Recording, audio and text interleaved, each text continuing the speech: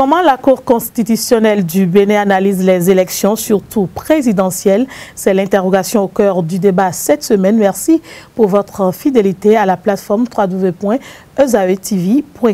Aujourd'hui, avec nos invités, nous arpentons les couloirs de la Cour constitutionnelle du Bénin, notamment les bases sur lesquelles les sages de cette institution prennent leurs décisions en ce qui concerne les élections présidentielles au Bénin. Trêve de discours, notre premier invité est juriste et doctorat en droit public. Il a participé à l'élaboration d'un document dénommé Jurisprudence électorale commentée. Au travers de cette émission, donc, nous allons parler de comment la Cour constitutionnelle fonctionne en matière d'élection au Bénin, quel est son rôle, quels sont les rôles à lui dévolus par la Constitution, par sa loi organique, mais aussi revenir sur ce document élaboré, notamment la jurisprudence électorale commentée. Monsieur Moussa, bonjour à vous. Bonjour. Vous allez bien? Je vais bien. Bienvenue donc sur EZAETV, sur votre émission Le Débat. Monsieur Moussa, qu'est-ce qu'on entend par jurisprudence tout court? Alors, le thème jurisprudence peut répondre à plusieurs définitions. Il y a la définition que l'on conçoit de définition large, qui s'entend comme l'ensemble des décisions rendues par une juridiction. De la même manière, on peut entendre jurisprudence comme une décision de principe qui crée un précédent et qui a été donc confirmé par d'autres décisions sur une question principale, sur une question qui a peut-être échappé au législateur ou au constituant. Voilà, donc jurisprudence, c'est la compréhension que l'on peut avoir, c'est la décision, c'est d'abord une ou plusieurs décisions rendues par les juridictions. Donc ça peut être ça peut prendre en compte toutes les décisions, comme il peut s'agir d'une décision donc de principe sur une question, une décision qui crée un précédent, qui explique quelque chose qui n'a pas été expliqué de la même manière. Voilà un peu ce que je peux dire pour rendre ça plus digeste aux auditeurs. Pour la petite compréhension que moi j'ai, je me dis souvent quand on dit jurisprudence, il y a juriste, il y a prudence. Donc, je ne sais pas, des décisions rendues dans la prudence par le pouvoir judiciaire pour pouvoir régler un problème à un moment donné. Bon, je comprends mieux maintenant puisque vous avez expliqué. Vous avez dit que cette décision peut être rendue suite à des précédents. Je n'ai pas trop compris. Est-ce que d'autres décisions devraient exister et on prend une décision pour régler un problème spontané, c'est ça? Non, quand on utilise l'expression précédent en droit, c'est pour dire que ça crée une règle qui sera désormais respectée par les autres décisions qui vont intervenir sur la même question. C'est pourquoi on parle de précédent. Donc ça crée un précédent qui devrait en principe toute la fois qu'il y aura un problème dans ce domaine. Voilà, on est obligé de se référer à cette décision, soit pour la respecter ou soit pour la remettre en cause. Vous venez d'aiguiser ma curiosité et j'ai une préoccupation d'actualité pour vous, mais on verra tout au long de cette émission. Okay. Qu'est-ce qu'on doit comprendre maintenant par élection? C'est juste aller voter, le citoyen se lève, va choisir un candidat, va voter pour un député, un président de la République, un maire, juste ça, ou bien il y a une autre compréhension? En fait, l'élection, c'est une mode de désignation de nos gouvernants, de nos responsables, de ceux qui seront chargés de notre destinée. C'est-à-dire que c'est un système qui permet de convoquer et donc un ensemble de personnes pour venir porter leur choix sur un individu. Donc c'est une opération de votation qui permet de désigner un individu à un poste donné. D'accord. Choisir un individu à un poste donné, un gouvernant à un poste donné, c'est le petit récapitulatif que je fais de votre définition. Monsieur Moussa, quel est le rôle dévolu à la Cour constitutionnelle lors d'une élection ou lors d'élections au Bénin? Alors la Cour constitutionnelle, comme le professeur Hulot a l'habitude de le dire, l'actuel président de la Cour, voilà, c'est donc l'élément principal de l'architecture institutionnelle.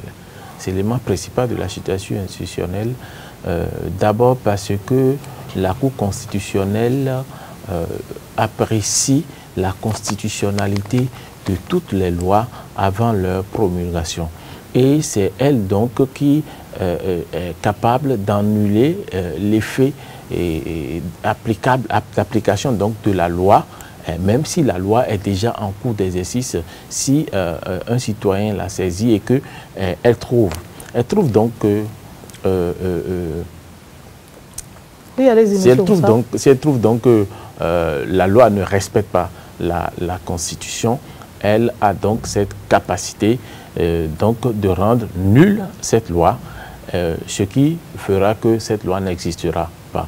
Ensuite de cette compétence donnée à la Cour, il y a notamment la compétence de régulation, de règlement des conflits entre les institutions, qui la met aussi au cœur de l'architecture institutionnelle. Notamment, la Constitution prévoit que c'est elle qui régule donc les pouvoirs publics et les institutions. Donc, elle régule à la fois le fonctionnement des pouvoirs publics et donc, et s'il y a un problème, par exemple, dans le fonctionnement du Parlement, c'est la Cour constitutionnelle qui est habilitée à aller régler donc ce problème. S'il y a un problème dans le fonctionnement de l'exécutif, c'est la Cour constitutionnelle donc qui est habilitée à aller répondre à régler ce problème. Il y en a ainsi de la HAC, du CES et tout ce qui est institution constitutionnelle créée au titre de la Constitution du 11 décembre 1990 ou les institutions qui sont nées de l'expérience démocratique telles que la Sénat et le médiateur de la République. En dehors donc de ces deux prérogatives qui font donc de la Cour constitutionnelle, qui met la Cour constitutionnelle au centre donc du jeu institutionnel ou du jeu politico-institutionnel, il y a également cette fonction, mais qui est liée un peu au contrôle de constitutionnalité, qui est la protection des droits de l'homme. La Cour constitutionnelle est apparue comme un grand protecteur des droits de l'homme, car l'article 3 de la Constitution lui en a donné donc autorisation. Il suffit à chaque citoyen, dès qu'il y a violation des droits de l'homme, de saisir la Cour constitutionnelle pour que la Cour constitutionnelle déclare l'acte qui a été commis inconstitutionnel, que la Cour constitutionnelle affirme donc qu'il y a violation des droits de l'homme. En dehors donc de ces fonctions, il y a finalement la fonction que nous allons aborder, donc la fonction de contrôle de l'action, le contrôle des élections. Donc, c'est de ça justement que nous allons parler. Qui est celle dont nous allons donc beaucoup plus parler aujourd'hui. On a l'impression donc que la Cour constitutionnelle est là pour d'abord vérifier la constitutionnalité ou tout au moins le respect de la Constitution par les différentes décisions prises au sein de l'État. Il y a la régulation des conflits, la régulation du fonctionnement des pouvoirs publics et enfin la Cour constitutionnelle est un protecteur des droits de l'homme. Oui, la Cour constitutionnelle assure la protection de tous les droits proclamés au titre de la Constitution du 11 décembre 1990, ce que donc nous appelons les droits fondamentaux de l'homme proclamés dans la Constitution et dans la Charte qui est aussi intégrée donc à la Constitution du 11 décembre 1990. En dehors de cette fonction, je le disais, que la Cour a aussi cette fonction d'assurer la sincérité des élections, le contrôle des élections. Donc elle proclame les résultats des élections et veille à la régularité donc, du processus électoral. Aujourd'hui, nous allons parler de ce dernier rôle-là que joue la Cour constitutionnelle, notamment veiller à la constitutionnalité, veiller à la régulation des élections. Et je ne l'ai pas annoncé depuis le début de cette émission, mais il est là. Nous avons un second invité qui est également contributeur à ce livre Jurisprudence électorale commentée. Et il est également juriste et doctorant en droit public. Donc, Monsieur Bianzé, merci pour la patience. Bonjour à vous. Bonjour à vous. Vous allez bien? Oui. Voilà. Et donc, je vais relancer avec vous. Nous parlons du rôle de la Cour constitutionnelle, notamment en matière d'élection au Bénin. Qu'est-ce que vous avez à dire aujourd'hui aux internautes pour qu'ils comprennent que la Cour joue un rôle aussi bien avant, pendant et après les élections au Bénin? Merci, madame. Il faut dire que si nous avons eu de l'alternance régulière jusqu'à la date d'aujourd'hui, c'est parce que le juge constitutionnel y a a y contribué largement. Il faut dire que sur les élections constituent dans les États d'Afrique une entrée pour les crises. Et quand les élections sont mal organisées, ça va, il y a eu de conflits, il y a eu de contestations. Et donc le juge constitutionnel, non seulement en cette matière, le garant de l'alternance démocratique. Et vous allez voir que le juge constitutionnel béninois est en amont pour le processus électoral.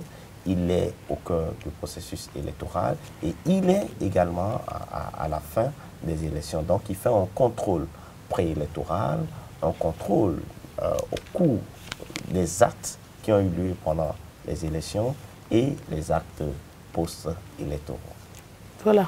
Donc le juge, c'est-à-dire le juge constitutionnel, c'est-à-dire l'institution qu'est la Cour constitutionnelle, composée des 7 sages et de toute l'administration, veille véritablement à la régularité des élections en Afrique et notamment au Bénin. Monsieur Moussa, puisque nous parlons de la Cour constitutionnelle et des différentes décisions qu'elle a rendues pendant les différentes élections au Bénin, dites-nous aujourd'hui quel a été le parcours ou le rôle de la Cour constitutionnelle du Bénin depuis tout au moins le renouveau démocratique. Il faut dire que très tôt,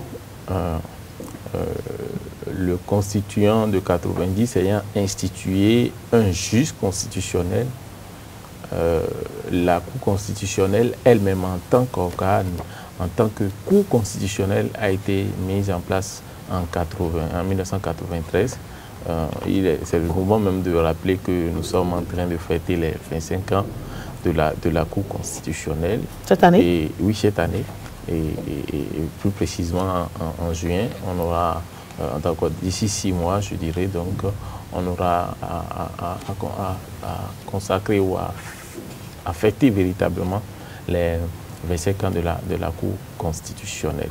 Mais il faut reconnaître qu'avant la Cour constitutionnelle, en tant qu'organe, il y a eu le Haut Commissariat qui a joué le rôle de Cour constitutionnelle, cette institution qui est née de la conférence nationale et qui a joué à un moment donné le rôle de la Cour constitutionnelle et du Parlement à la fois.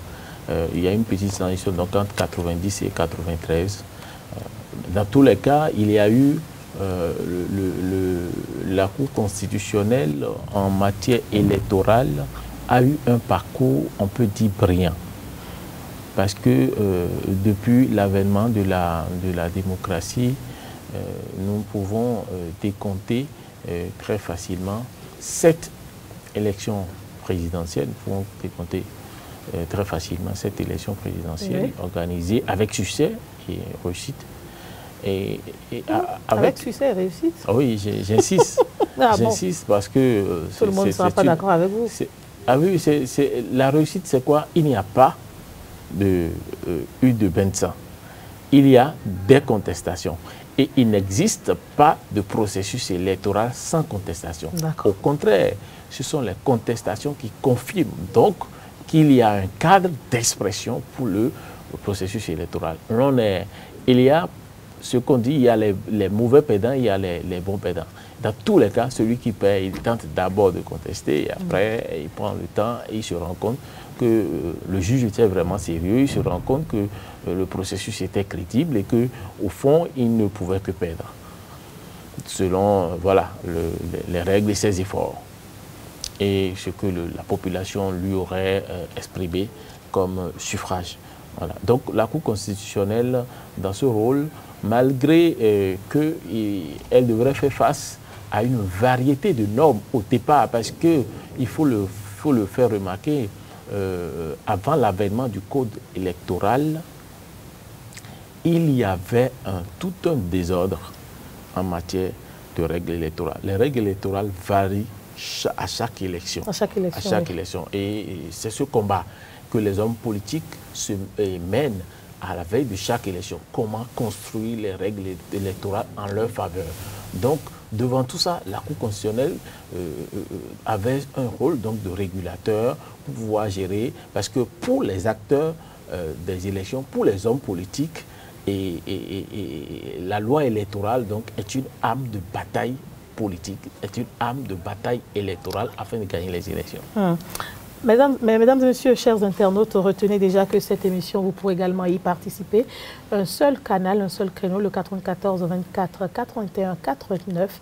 Annoncez-vous, faites-vous connaître, faites connaître vos activités, puisque tous ensemble, je le dis souvent, on participe au développement de cette nation. Et donc, si vous avez envie de venir parler d'un sujet d'actualité, d'un sujet de société, d'un sujet de développement, annoncez-vous au 94 24 81 89. Et nous allons poursuivre le cours de cette émission et revenir justement à la question de la jurisprudence commentée, la jurisprudence électorale commentée de la Cour constitutionnelle du Bénin, notamment avec ce périodique que vous avez mis sur pied ensemble avec d'autres collègues, c'est ça, hein, Monsieur Benzin, c'est ensemble avec d'autres collègues sous la direction du professeur Frédéric Joël Aïvo.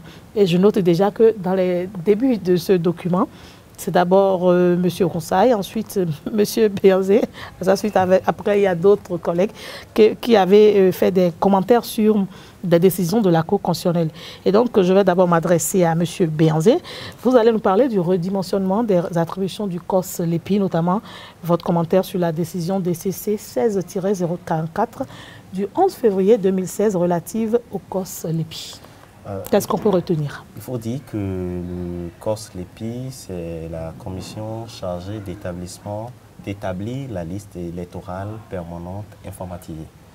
Et quand on voit la structuration de cet organe, on voit qu'il y a au sommet l'organe qui commande, qui est un organe politique dans lequel on retrouve des acteurs politiques, les représentants des partis politiques et autres. Et eux, ils sont chargés de superviser tout le processus de l'élaboration de la liste.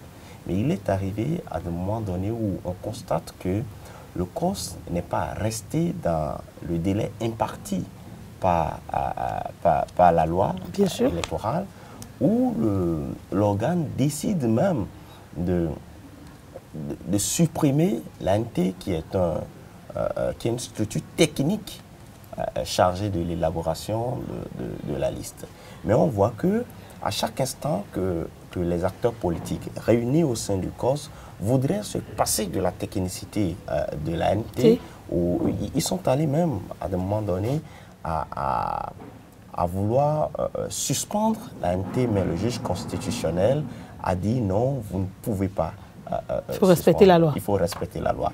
Le juge constitutionnel même a dit, à un moment donné où on voyait qu'avec le délai qu'ils ont et tout, que la commission ne pouvait pas établir la liste à temps, le juge constitutionnel a déchargé la commission. Bien sûr. Et a dit, bon, l'ANT, l'organe technique, peut vous élaborer la liste jusqu'à la fin. Et donc, on voit que quand la mesure ou le rôle de supervision a donc des limites, et ça ne peut pas aller jusqu'à dissoudre l'autre organe, mais l'autre organe peut quand même continuer. Alors, ça nous amène à poser des questions. Oui, allez-y. Est-ce que le COS est toujours pertinent? Est-ce que le COS est toujours pertinent? Doit-on supprimer le COS-LEPI et garder l'organe technique? C'est ce que vous garder l'organe technique, parce qu'on constate quand même que quand l'organe politique est limité, que l'organe technique assure la charge. Vous voulez que je vous réponde? Les populations vous diront il vaut mieux que les techniciens fassent le travail et que les politiques aillent se reposer. Avec plaisir. L'essentiel, c'est que nous ayons une liste fiable. Parce que quand la contestation part déjà de la liste, c'est que les résultats ou la contestation post-électorale est plus vive. Les gens, ils estiment que déjà la magouille a commencé au niveau de la liste. Et je ne veux pas vous rappeler le souvenir de 2011, où déjà nous avons eu des LEPI, je ne dirais pas bâclés, mais des LEPI dont le peuple n'avait pas une confiance totale. Et donc ça a fait que après les élections, il y avait plus de discours pour soutenir l'aspect de magouille qu'on voyait déjà venir depuis l'établissement de la liste. Monsieur Benzin, avant de revenir à Monsieur Ronsa, vous qui avez analysé et commenté cette décision, il y a un autre aspect que les Béninois voudraient comprendre. L'organe politique est important puisque quand au regard du code électoral, il faut que cet organe choisisse, prenne des décisions en amont avant que l'organe technique ne fasse son travail. Mais aujourd'hui, on s'est rendu compte que le processus, c'est vrai qu'on n'a pas d'élection en vue avant 2019, Mais la Cour a intimé quand même l'ordre aux députés de faire ce qu'il faut par rapport au COSLEPI pour que le processus, tout au moins d'actualisation de la liste, puisse se faire. Je crois que déjà, c'est en cela, personnellement, je félicite le juge constitutionnel béninois. Quand la décision est tombée, certains estiment que le juge en fait peut-être de trop, mais le juge est déjà dans la mesure d'anticipation. Le juge anticipe. Il est prévoyant. Il est prévoyant déjà sur les éventualités ou les éventuelles crises qu'on pourrait avoir. Parce que quand l'organe, même si nous estimons que nous avons un instrument en élaboration, oui. Je ne sais pas si c'est le cas, mais je crois que l'on ne peut pas, à la date d'aujourd'hui, puisqu'il n'y a pas une nouvelle loi qui dit que pour aller aux élections, qu'on ne va pas utiliser la LEPI, il n'y a pas une nouvelle loi qui dit ça. Et donc, nous devons commencer le processus plus tôt. Et en cela, moi, j'invite le Parlement à suivre seulement la voie. L'autre inquiétude, c'est est-ce que les parlementaires, les législateurs méconnaissaient autant cette décision-là, puisque c'est eux qui ont voté quand même la loi? Je ne dirais pas qu'ils méconnaissaient cette décision. Je ne dirais pas qu'ils ne veulent peut-être pas le faire.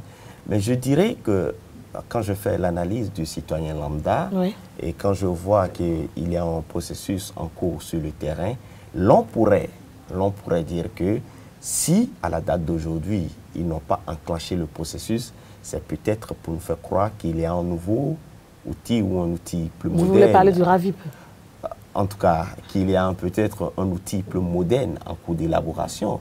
Mais tant que la loi n'a pas encore dit que nous irons aux élections avec la liste qui nous sortirait du RAVIP, je crois que le législatif n'a pas autre choix et qu'il doit procéder au plus vite. Sinon, le Parlement serait peut-être responsable de vives contestations après. Parce que je continue par le dire, si le juge n'était pas là pour poser ses balises, on irait dans le décor.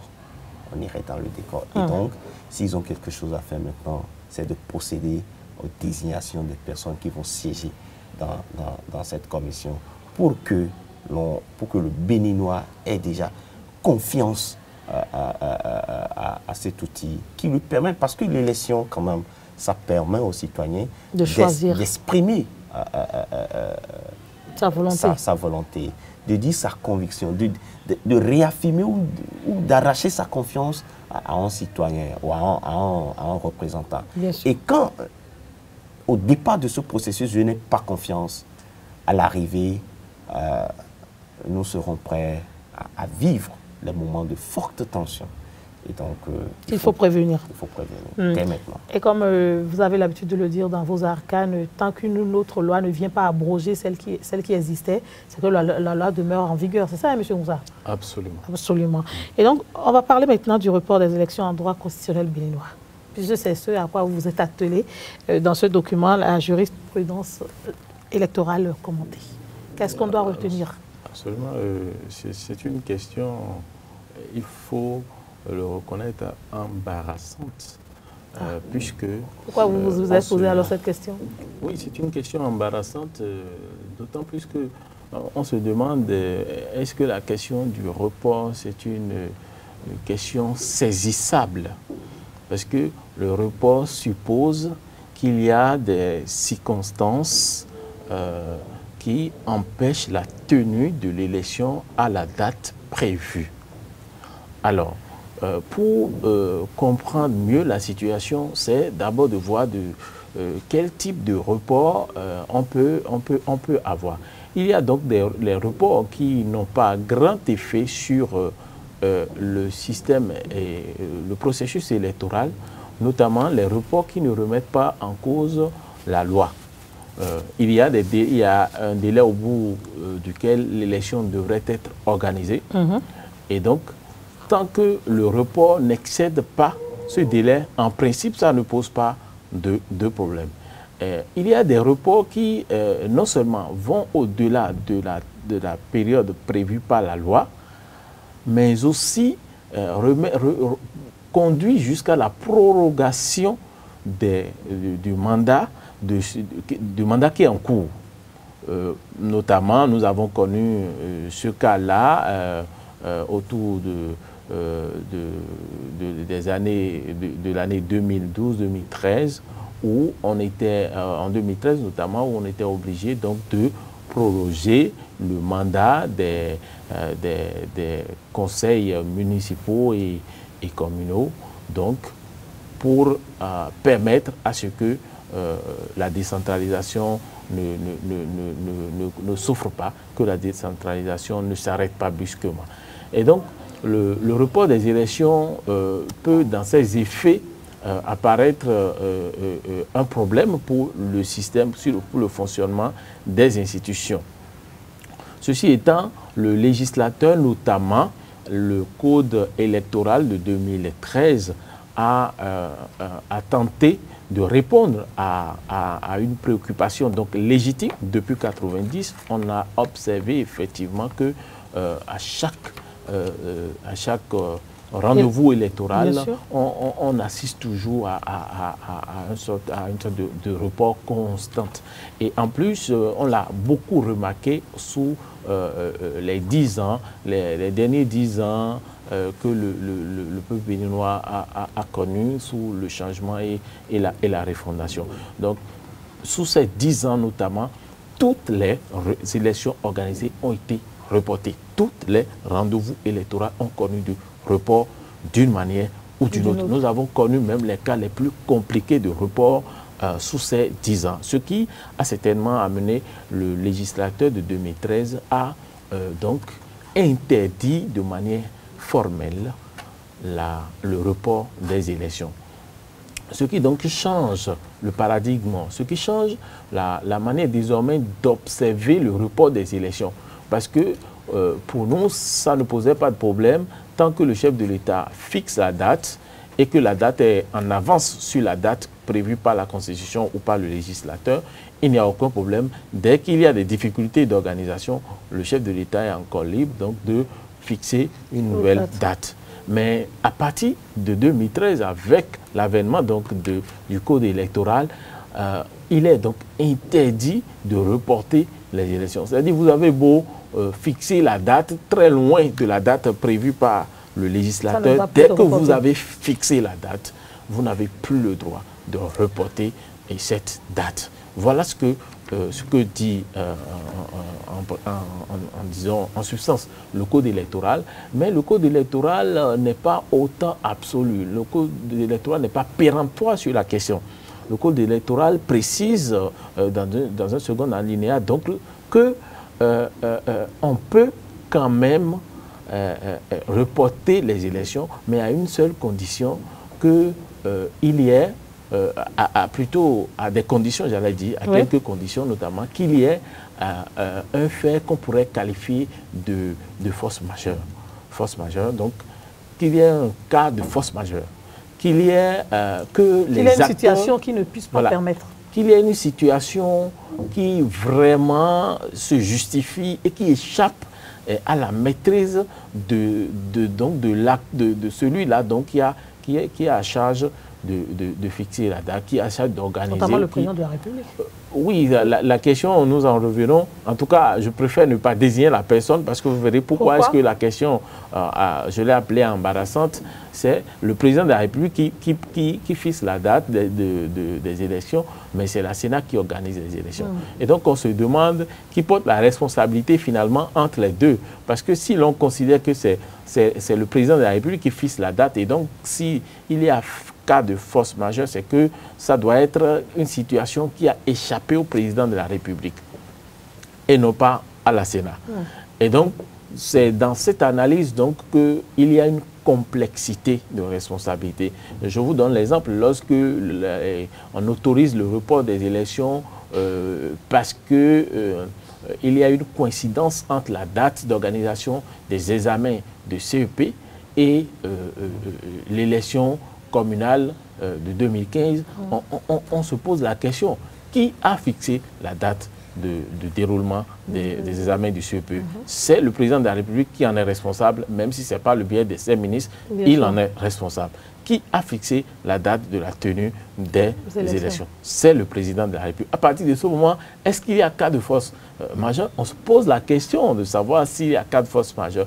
Mais quand on considère que c'est peut-être la Sénat qui donne son accord, c'est peut-être la Sénat qui propose, c'est peut-être la Sénat qui est l'acteur et qui peut se rendre compte des difficultés, on se dit donc que cette difficulté est donc extérieure à la Sénat qui doit organiser les élections et que donc, puisque c'est extérieur à la Sénat, on pourrait considérer ça comme cas de force majeure. Je voudrais donc préciser que la notion de cas de force majeure en droit signifie un fait qui échappe donc à la maîtrise de son auteur et qui non seulement échappe à la volonté donc, de son auteur et que la manifestation de ce fait n'est pas due à son, comment dire, à son manque de précision et qu'il n'a pas la capacité donc d'y revenir. Donc c'est d'abord l'auteur du fait qui doit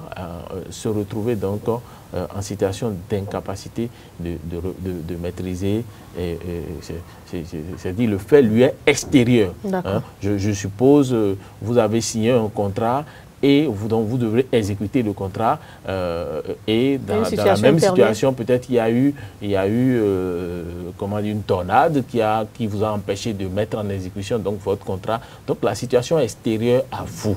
Donc la situation doit être vraiment extérieure à vous et être de telle sorte que ça soit insurmontable pour vous. Donc on dit que ça doit être insurmontable. Et donc toutes ces notions qui en réalité relèvent du droit privé, du droit des obligations notamment, ont été donc consacrées en droit constitutionnel pour saisir la question de comment pourra-t-on mettre en œuvre disons, le report des élections. Mais il y a un second aspect aussi, c'est le consensus des acteurs politiques qui insiste que le code électoral demande. Donc, cas de force majeure, consensus des acteurs politiques et la Cour constitutionnelle pourra donc autoriser le report. Oui, mais j'ai une autre question, M. Bianzien. Face à ces difficultés, à ces questionnements, est-ce qu'à un moment donné, le législateur n'a pas laissé trop d'ouverture dans l'élaboration du code électoral? Est-ce qu'aujourd'hui, on ne peut pas demander à ce que ce code-là soit plus précis, soit plus pointu quant à certaines préoccupations, au lieu de toujours laisser ces petites failles-là qui, à un moment donné, selon moi, causent quelques difficultés au juge constitutionnel? Je dirais d'abord que le code de 2013 que nous avons a fait évoluer le droit électoral. On le reconnaît tous. Il y a eu des avancées dedans. Mais c'est vrai qu'au regard de la pratique, il y a eu quelques failles. Et je pense qu'actuellement, la Sénat, bien sûr, pas plus tard que la semaine il y a quelques semaines, enfin un travail pour revoir les dysfonctionnements que la mise en œuvre de ce code aurait engendré et les insuffisances remarquées. Faire des propositions ou des projets à l'Assemblée nationale pour pouvoir améliorer le code. Sinon, au fond, je dirais que le code de 2013, bien qu'il y ait quelques failles, est un code qui quand même rassure le Béninois pour l'organisation, en matière d'organisation. Vous êtes sûr? Oui, il y a des dispositions que je peux vous dire. Oui, allez-y. Avant la centralisation des résultats se faisait déjà au niveau arrondissement, au niveau commune, au niveau département, avant d'envoyer à la Sénat. Mais aujourd'hui, la centralisation, quand ça quitte l'arrondissement, ça va directement à la Sénat. Et donc, le risque de manipulation des chiffres non, aujourd'hui, le risque est réduit. Aujourd'hui, avec le nouveau code électoral, on ne peut plus manipuler parce qu'avant, quand vous faites la compilation au niveau de la commune, on peut manipuler. Quand on vient au niveau de du département, mais aujourd'hui, le coordonnateur d'arrondissement pour les élections, il est responsable. Ça donne au moins une marge de manœuvre aux populations également. Ça fait une marge de manœuvre. La population peut suivre quand la Cour donne les résultats. La population peut suivre déjà qu'au niveau de notre arrondissement, voilà ce que nous avons enregistré le jour-là et c'est ça qui a été reporté. Nous n'avons plus beaucoup de minutes, mais nous allons quand même essayer de revenir sur les rôles de la Cour constitutionnelle, notamment d'abord, Monsieur Bianzien, ce sera d'abord avec vous. en période post-électorale et électorale. Et enfin, M. Moussa va revenir sur son rôle post-électoral et lors de la proclamation des résultats. Donc, quel est le rôle de la Cour constitutionnelle déjà avant les élections et pendant les élections? Avant les élections, comme nous le disions, la Cour constitutionnelle nous permet d'abord d'avoir une liste électorale crédible. De s'assurer que l'agence fasse son travail. Il y a ça quand les organes, que ce soit le COSLEPI, l'ANT et tout, la Cour nous permet d'avoir une liste crédible. Je dirais également le report des élections. Vous voyez, il y est arrivé des moments où le report s'impose. Parce qu'il faut en cas de force majeure. Il ne faut pas organiser les élections pour tomber dans une crise. Bien sûr. Si nous constatons, si le juge constitutionnel, si les acteurs politiques constatent qu'à la date d'aujourd'hui, nous voulons organiser les élections, mais si nous tenons à respecter le délai ou à respecter le temps, nous allons organiser, mais nous allons tomber dans une crise. Il y a la probabilité de reporter. Le juge constitutionnel nous permet d'avoir ça. Il est arrivé des moments où, jusqu'à la veille des élections, du jour de vote, certaines localités n'ont pas encore leur carte d'électeur. On a eu ça aux dernières élections. Aux dernières élections, on a vu le juge constitutionnel anticiper une crise pour dire allez voter avec telle carte. Avec les anciennes.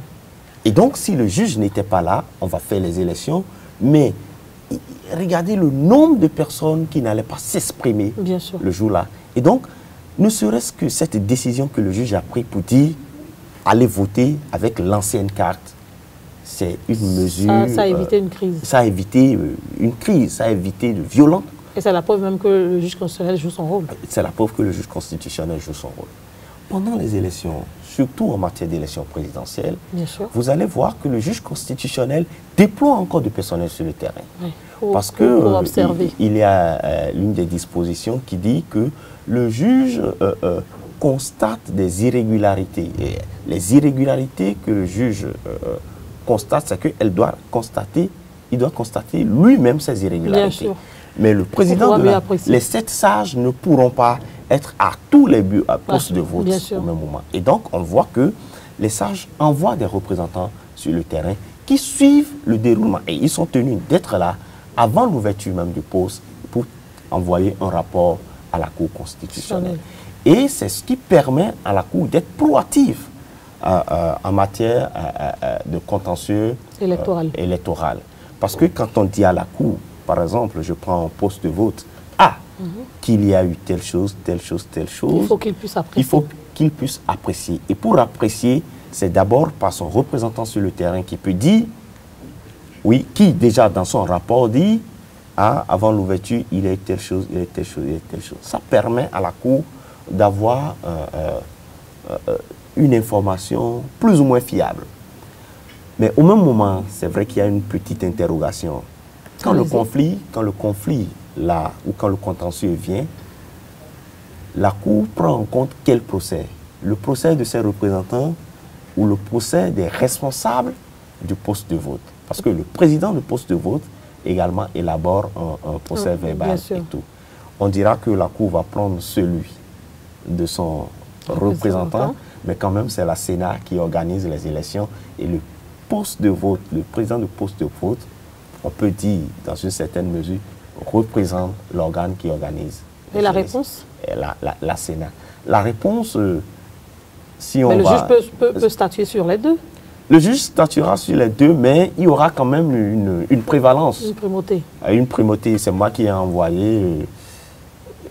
Le juge, avant d'envoyer quelqu'un sur le terrain, entre griffes, doit pouvoir s'assurer de la compétence, de la qualité et d'être sûr que celui-là me représente valablement. Mais le hic, c'est quand même la Sénat qui organise les élections. Toutes les petites incohérences, les incohérences dont nous avons parlé. Justement. Et il faut savoir que même en matière d'élection présidentielle, la Sénat ne proclame pas les résultats.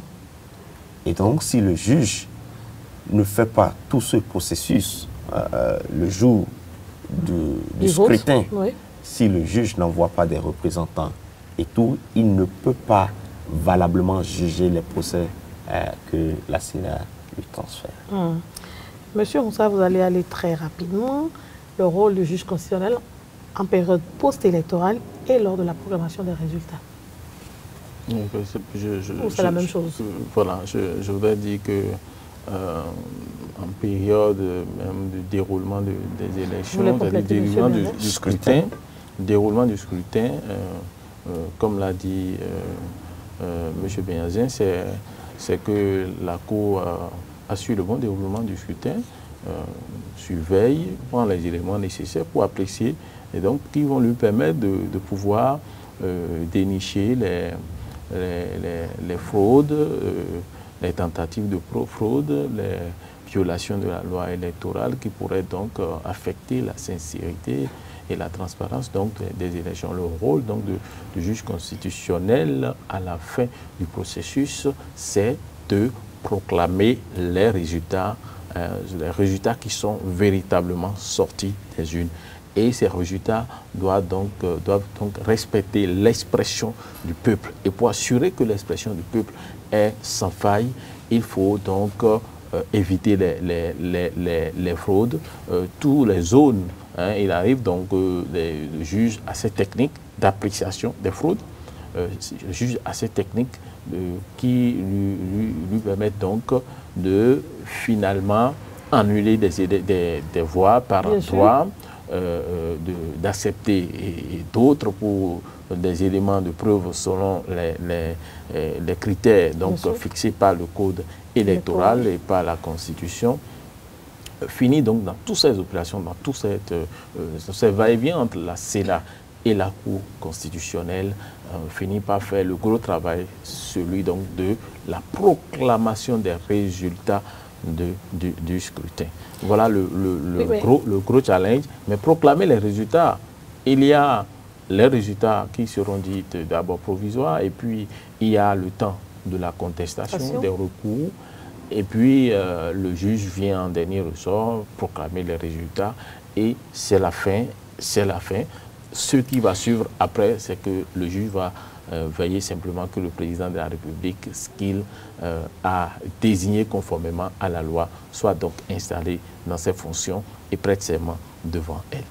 Quand je vous ai entendu parler, chers invités, j'ai remarqué qu'à aucun moment vous n'avez parlé du rôle qu'auraient pu jouer à un moment donné ou à un autre les acteurs politiques, la société civile, alors qu'on sait qu'à chaque élection au Bénin, surtout à la présidentielle, il y a des acteurs qui se mettent ensemble pour accompagner tout au moins dans le suivi du scrutin, dans la préparation, dans la proclamation, pour tout au moins éviter les éventuelles constatations qui sont source de crise, M. Benyazin. Oui, il faut dire que... Est-ce que ce n'est pas un accompagnement important aussi? Oui, je dirais la démocratie béninoise, elle est vivante et dynamique. Vous voyez le rôle de la société civile dans le processus électoral. Déjà, à la date d'aujourd'hui, si nous prenons le cas actuel, déjà les gens de la société civile, quand le juge a sorti la décision de dire ah, il faut installer le COSLEPI. Déjà, la société civile a pris et a commencé par dire ah, il faut que le Parlement installe. Il faut que le Donc, la société civile continue de jouer son rôle de veille citoyenne. Pendant le processus électoral, vous allez voir également, il y a même une plateforme électorale. Ils envoient également des représentants sur le terrain pour voir la régularité, pour voir comment les choses évoluent. Et mieux, ils essaient d'avoir même les chiffres. Bien sûr. C'est vrai qu'aujourd'hui, ils ne peuvent pas prononcer de chiffres officiels, mais quand même, ils ont les chiffres. Et donc, si un organe décide de ne pas donner le vrai chiffre pourrait se retrouver dans la main de la société civile. Au-delà, on voit que la société civile, non seulement ce rôle qu'il joue au niveau du processus, éduque également la population, participe à l'éducation politique de la population, que ce soit au niveau de la conscience du citoyen, du votant, que ce soit au niveau de la veille du citoyen, que le citoyen lui-même soit présent, suit le processus jusqu'à la fin. La société civile participe à cela. Et aujourd'hui, il y a même un travail que certaines organisations font, ils essaient de voir est-ce que tout ce que les acteurs politiques disent au moment des élections, est-ce qu'ils arrivent à respecter cela. Et donc, je dirais que la société civile béninoise joue un rôle formidable. Les acteurs politiques, si les acteurs politiques ne s'entendent pas, si les acteurs politiques ne s'accordent pas sur des principes, la Sénat va beau faire son travail, le juge constitutionnel va beau faire son travail, mais c'est les acteurs politiques qui vont consommer et digérer les décisions du juge constitutionnel, qui vont consommer et digérer les décisions de la Sénat. Et donc, si on te proclame à l'issue des élections, si le juge dit « vous n'êtes pas élu », il faudrait donc avoir le courage de l'accepter. Et donc, si l'acteur politique refuse, rejette le résultat du juge, on voit à côté de nous ou dans d'autres États africains que nous avons des perdants, les mauvais perdants. Et il y en a même qui vont prêter serment. Qui vont prêter serment pour dire que ce sont eux qui sont élus. Mais s'il y a ça, c'est parce que en avant, pendant et juste après, il y a eu de doutes sur l'ensemble du processus. Qu'est-ce qu'on doit retenir de la jurisprudence électorale commentée selon vous? On a la fin. Je dirais que l'œuvre, je vais d'abord remercier, moi personnellement, ceux qui ont contribué à cela, le CDC et le CEDIJ. Il faut voir, déjà au niveau de la forme, que ça permet à la jeunesse de s'exprimer. Aux citoyens de mieux comprendre. Aux citoyens de mieux comprendre, mais à la jeune plume, de jeunes chercheurs de s'exprimer. Et donc, c'est d'abord un travail de coaching que ce n'est pas tout le monde qui le fait. Ce n'est pas tout le monde qui le fait. Et au CEDIJ, qui recouvre toutes ces attributions et dit « je participe également à l'élaboration de la doctrine dans le pays ». Et l'œuvre, je crois que c'est un premier et que d'autres viendront sûrement. Pour nous éclairer. Ouais. Monsieur Moussa? Oui, je crois que l'essentiel est dit. Et le CEDIJ, le centre d'information, le centre de documentation d'information juridique du ministère de la Justice, a fait vraiment œuvre utile, a pris l'initiative, nous a mobilisés avec le centre de droit constitutionnel dirigé par le professeur Frédéric Joël Aïvo, où nous sommes des chercheurs. C'est de la pub. Et donc, il faut de manière, le travail scientifique qui se fait, c'est à participer en quelque sorte à notre manière au processus électoral, en critiquant les décisions de la Cour constitutionnelle, en disant ce qui nous paraît être bon pour que tout continue bien, en précisant ce qu'il faut améliorer, bien sûr au niveau du code électoral, bien sûr au niveau de l'office du juge constitutionnel, bien sûr au niveau de l'organisation pratique des élections par la Sénat, et même, pourquoi pas, de la participation des acteurs, des autres acteurs dont vous parlez, les acteurs politiques, quelle devrait être donc la culture démocratique et de l'état de droit qui voudrait donc que l'on accepte les décisions venant donc du juge constitutionnel et que l'on participe avec bonne foi au processus électoral sans être guidé à tout moment par l'esprit de la fraude, par l'esprit de la manipulation des tests, par l'esprit donc antidémocratique. Et il faut, nous avons à travers ces lignes essayé de rappeler chaque acteur devant sa responsabilité, et que, afin que nous continuions de confirmer notre rôle de champion d'Afrique des élections. Merci bien, chers invités. Je retiens que le juge constitutionnel est aussi là pour les injonctions au service de la démocratie, pour le contentieux des candidatures, le régime de retrait de candidature à une élection présidentielle et pour évidemment réguler la propagande électorale. Mesdames et messieurs, nous sommes à la fin de cette émission qui s'est attelée à expliquer la jurisprudence électorale commentée au Bénin, notamment ce qui concerne la présidentielle de 2016 devant la Cour constitutionnelle du Bénin. Et je conclus cette émission avec cette phrase de l'actuel président de la Cour constitutionnelle du Bénin: l'alternance est l'oxygène de la démocratie. Sans elle, celle-ci est condamnée à dépérir et à périr Et c'est M. Théodore Olo qui l'a dit. Merci de nous avoir suivis. À la semaine prochaine. Et comme je l'ai dit, faites-vous annoncer si vous avez envie de participer au développement de votre pays. Merci à toute l'équipe. Merci également à vous, chers internautes. À très bientôt.